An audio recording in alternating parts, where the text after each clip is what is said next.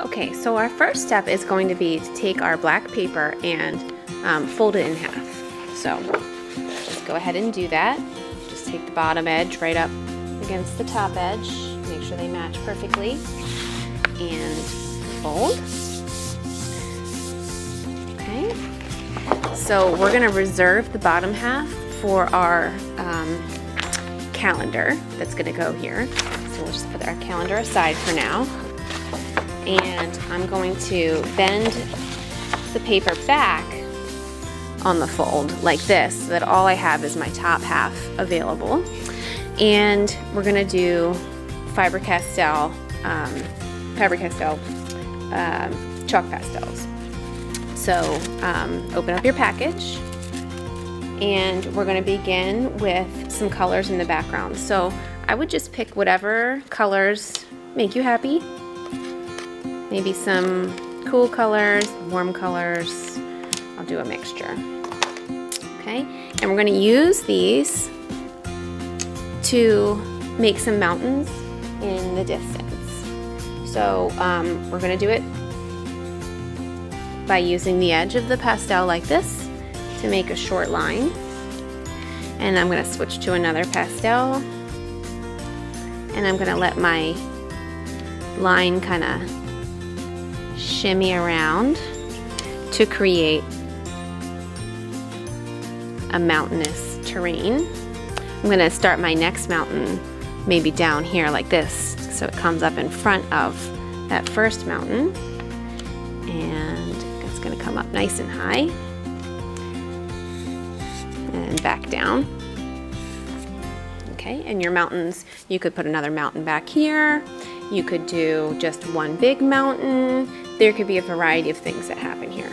So now I'm gonna take my hand and I'm gonna just brush the color upward from the mountains. I don't want the color to be underneath my mountains, I just want it to be above. And I want that streak to show so that it's a vertical streak going straight up, like that, so that we can get this sort of northern lights effect. And so I'm gonna kind of brush off my hands like this so that I have a relatively clean hand, and I can go up again and up again and one last time. Okay, so that's kind of fun. Do one more swoosh there. All right. And now I'm gonna do some snow in the foreground to make this kind of like a wintry snowscape. So I'm gonna take my white pastel and use the side of it and make a foreground.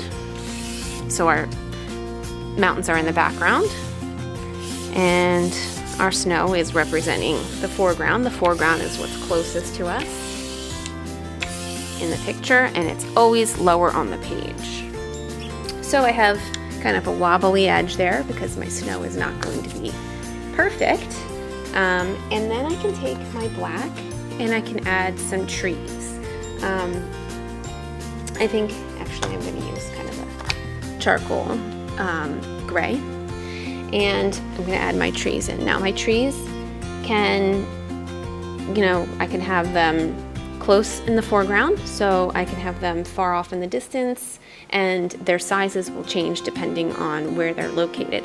So I'll just start with a simple tree right here. So we're not going to use that. I'm going to use a lighter gray so we can see my trees. Okay, and it's just coming down like this. And I'm going to mix back in my darker gray so that we can see my tree when it comes onto the snow, and we can also see it as it sits on the black background. So I'm going to do another tree further in the distance. I'm going to get my, I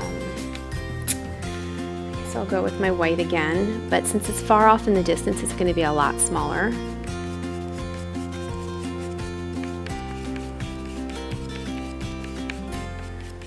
Okay, and then I'm going to take my black and add some texture to that.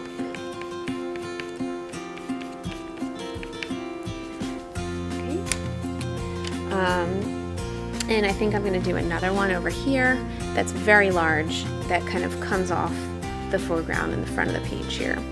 So like it's right next to us.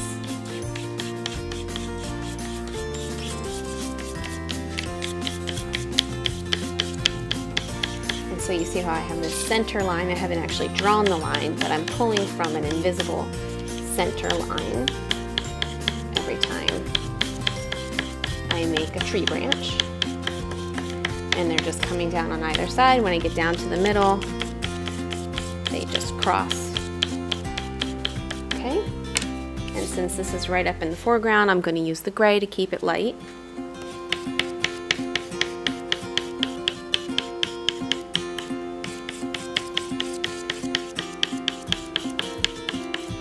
And I think I'm going to add a little bit of the darker gray too, just to give it some definition. I think I'm going to keep most of it on one side of the tree. Ms. Grandinetti, please call the main office. And a little. That.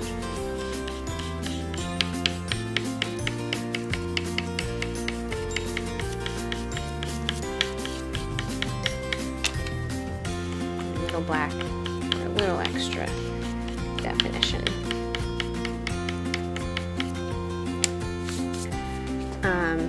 Since I have so much shadow on this side, it looks like the light is coming from, maybe it's moonlight, it's coming from this side. So I will add a little bit of a shadow with the side of my pastel so that it looks like there's a little bit of a cast shadow being cast from the tree.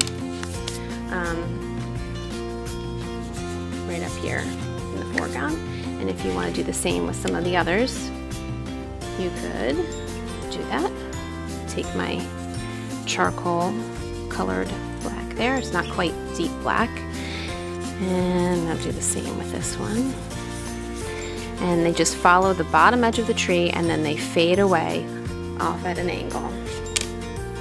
Like that. And you have a nice, easy winter landscape.